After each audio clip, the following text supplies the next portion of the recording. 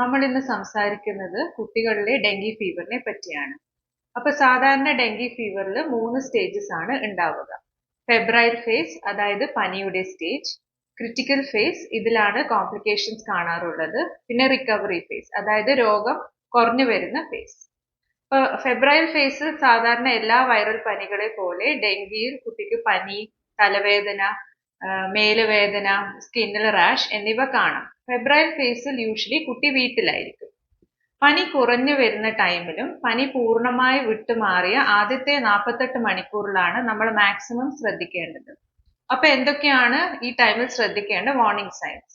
നിർത്താത്ത ഛർദി, കടുത്ത വയറുവേദന, നീർക്കെട്ടിന്റെ ലക്ഷണങ്ങൾ, അതായത് കുട്ടിയുടെ വയറ് വീർത്ത് വരികയോ ശ്വാസം മുട്ടലോ വരിക, മ്യൂക്കോസൽ ബ്ലീഡിംഗ്, അതായത് മലത്തിലോ മൂത്രത്തിലോ ബ്ലഡ് കാണുക, അല്ലെങ്കിൽ മൂക്കിന്നോ വായിന്നോ നന്നായി ബ്ലഡ് വരിക, കുട്ടി പറ്റെ ക്ഷീണിച്ചു പോവുക, കുട്ടി ഭയങ്കരം ഇറിറ്റബിൾ ആവുക. പിന്നെ ബ്ലഡ് പരിശോധിച്ച കുട്ടിയാണെങ്കിൽ പ്ലേറ്റ്ലെറ്റ് നന്നായി കുറഞ്ഞു വരും, ഹെമറ്റോക്രിറ്റ് കൂടിയിട്ടുണ്ടാവും. ഇങ്ങനെ എന്തെങ്കിലും വാർണിംഗ് സൈൻസ് കണ്ടാൽ പെട്ടെന്ന് തന്നെ കുട്ടിയെ ഹോസ്പിറ്റലിൽ എത്തിക്കുക.